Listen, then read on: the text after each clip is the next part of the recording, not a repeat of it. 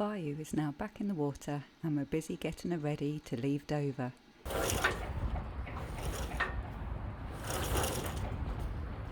It's a light wind day, so we put the mainsail and the genoa back on.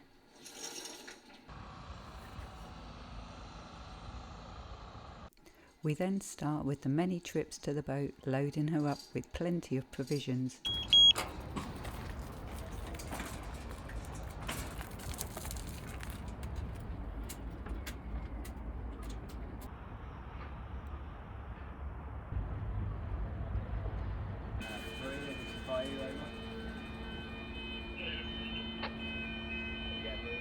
We're both back on board.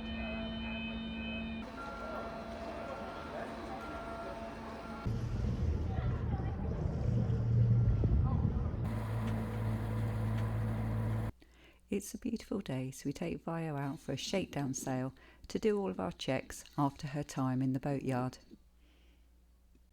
It's good to get the sails out and it's nice to be back on the water. We're pleased how everything goes, and this time we berth in the outer marina as we've got a very early departure the next day to make the most of the tide heading north. It's April the 11th and we untie the lines just before 4:30 and make our way out of the outer marina. There are 2 ferries waiting to leave the eastern entrance, so we wait by the breakwater and the Knuckle Lighthouse for Dover VTS to advise us when it's our turn to leave. Dover VTS, Oscar Wilde, 5 minutes notice for departure, PEC 581.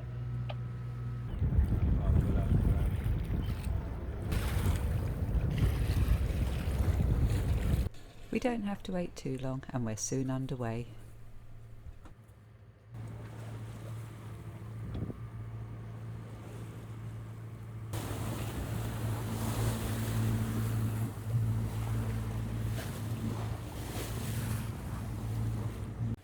We motor away from Dover and the ferry traffic, and once we find the wind we can start sailing. We're on our way to Harwich today, which is 62 nautical miles.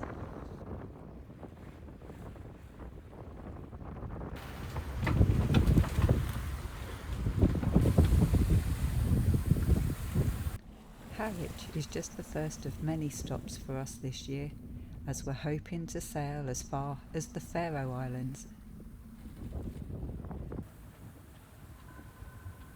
There are lots of wind farms along the east coast, so it does require careful navigation, but there's always time for a snooze after an early start.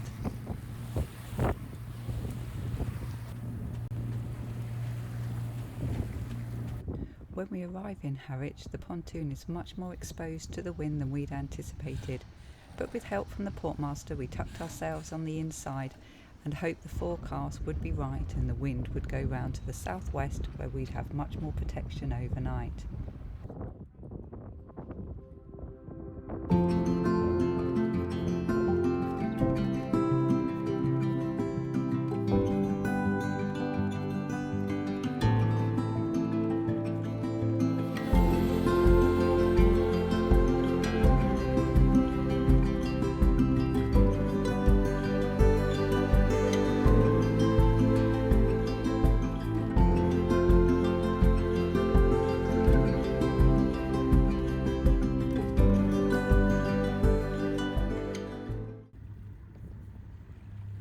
The next morning we set off again with the tide in our favour and 20 knots of wind.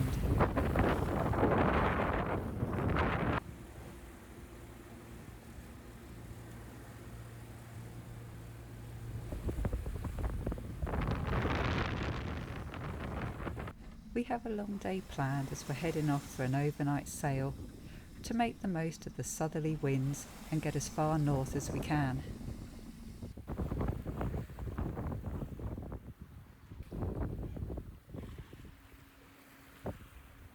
Life jacket on and clipped in, Simon goes forward to put up the whisker pole. This will help keep the genoa in place and stop it collapsing while we're sailing downwind.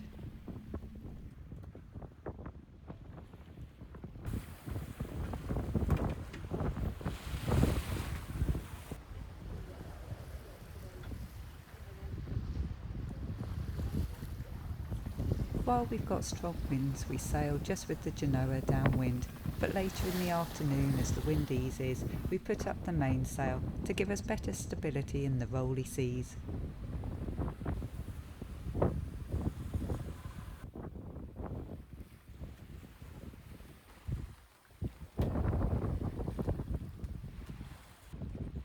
The band of cloud above us doesn't look too friendly. I anticipated rain, but not a hailstorm.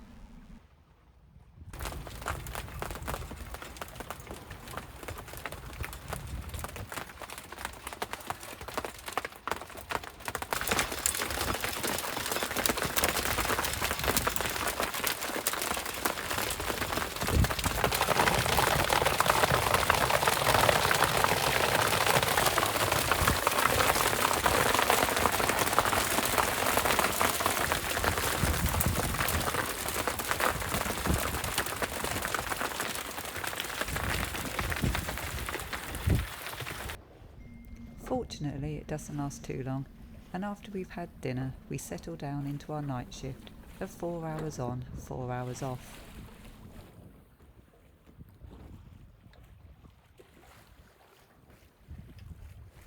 It was during my midnight to 4 a.m. shift, in between the wind farms, that I saw a bright orange light falling from the sky. All the calls on the VHF to the Humber Coast Guard were that they'd seen a flare sighting. But later on, it was confirmed to actually be a meteorite, not a flare, and assisting vessels were all thanked and told to stand down.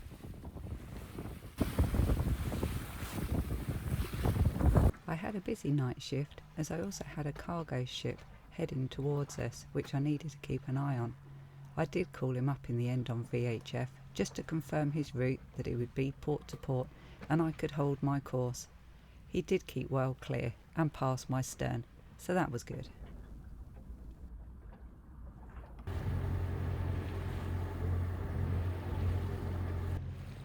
It was a beautiful morning as we headed along the coast, past more wind farms and Grimsby, and heading towards Whitby. We had to use the engine in the wind holes, but were able to sail the majority of the passage.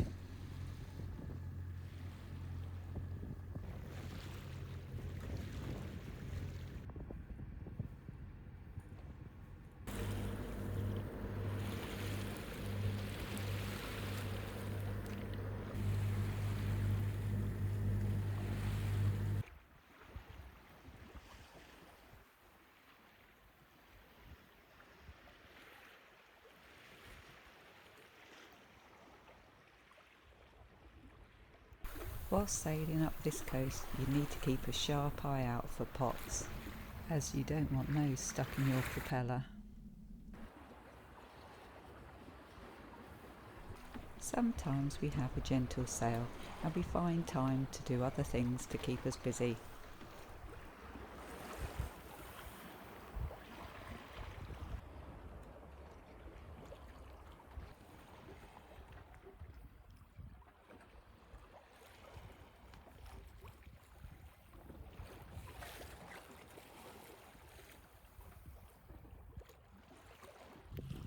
It was low tide as we passed by Whitby, so it wouldn't be deep enough with our 2-metre draft to get in, so we got ready to anchor at Runswick Bay instead. We'd read there was a possibility of lots of fishing pots at the entrance to the bay, so we were on a sharp lookout and wanted to get in before we lost the light.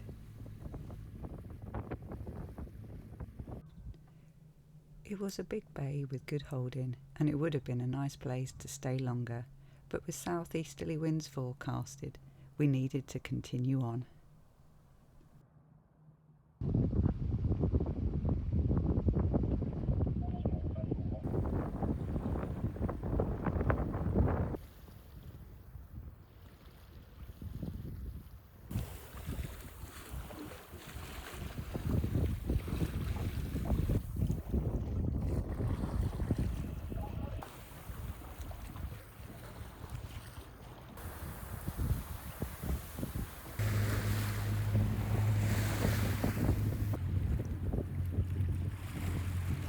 It was blowing well over 20 knots when we arrived at Sunderland, but the water calms down quite quickly as you enter past the breakwater,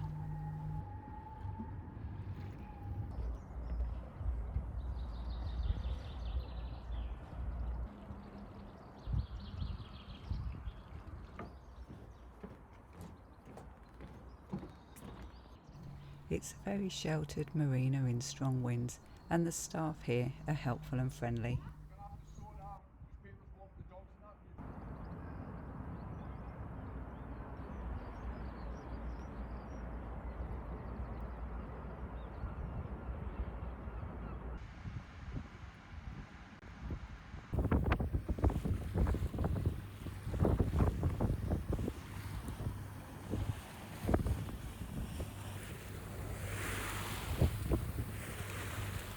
The next day we're off again on another overnight passage, this time to Arbroath.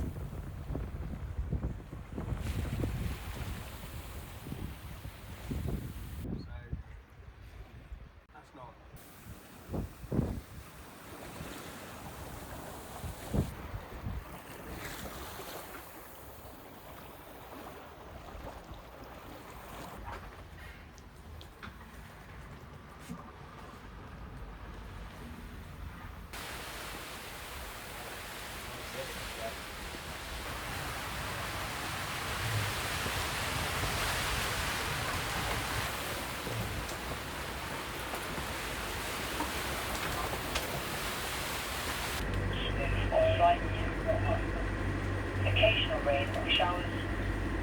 Good, occasionally moderate.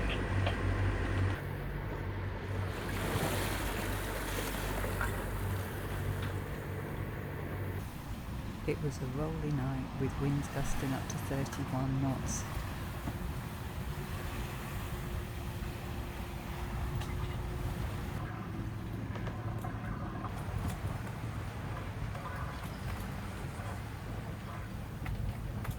It wasn't the most comfortable passage with rolly seas, and we were both glad when this one was over, as neither of us had slept very well. On our approach to Arbroath, it was blowing up to 25 knots and with very rolly seas, so we were both needed to get the boat ready for our entrance into the inner harbour. The lock gates only open in Arbroath once the water level reaches 2.6 metres, so you need to time your arrival well to make sure the lock gates are open, because it's very shallow in the outer harbour. After an overnight passage, it's good to get off the boat and stretch your legs, so we have a wander around Arbroath. From the coastal path you can look back at the entrance and see where we came in. It certainly looks much calmer now than when we arrived. There are also leading lights, which are really helpful to guide you in safely.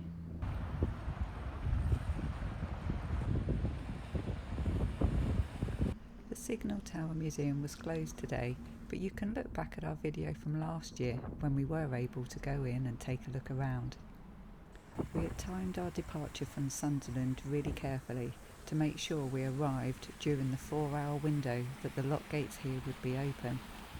Unfortunately for this yacht, he arrived when the lock gates were closed and had gone aground. Fortunately for him, a very helpful and friendly fishing boat was able to pull him out from where he was stuck, so he didn't have to stay there overnight on the hard concrete.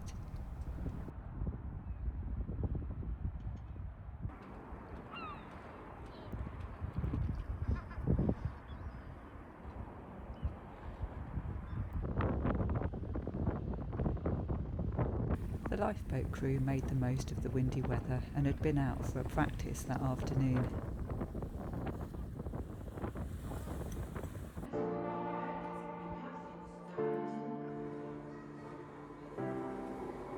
We were staying in Arbroath for a few days while we waited for a suitable weather window to carry on heading north. It's very easy from Arbroath to take the train to Dundee, so we set off for a day out.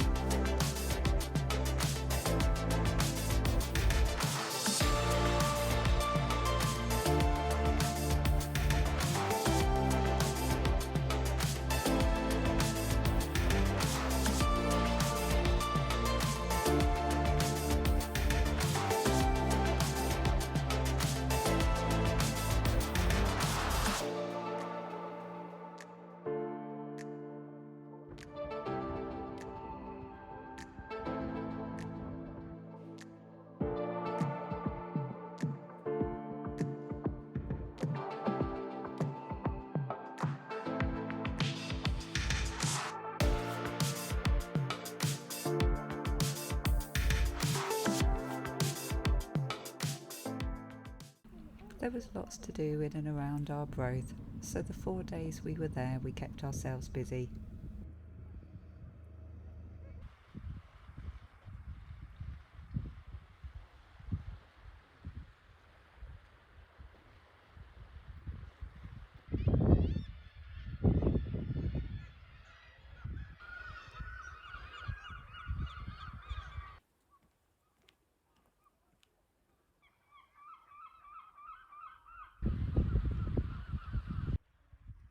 There looks like there's a good forecast tomorrow, so we're going to stock up with Arbroath smokies and get ready for departure.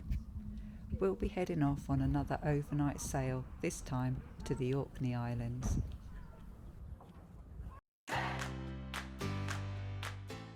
If you're interested to see more sailing of the East Coast, take a look at our video from last year, Sailing Around Britain Part 1.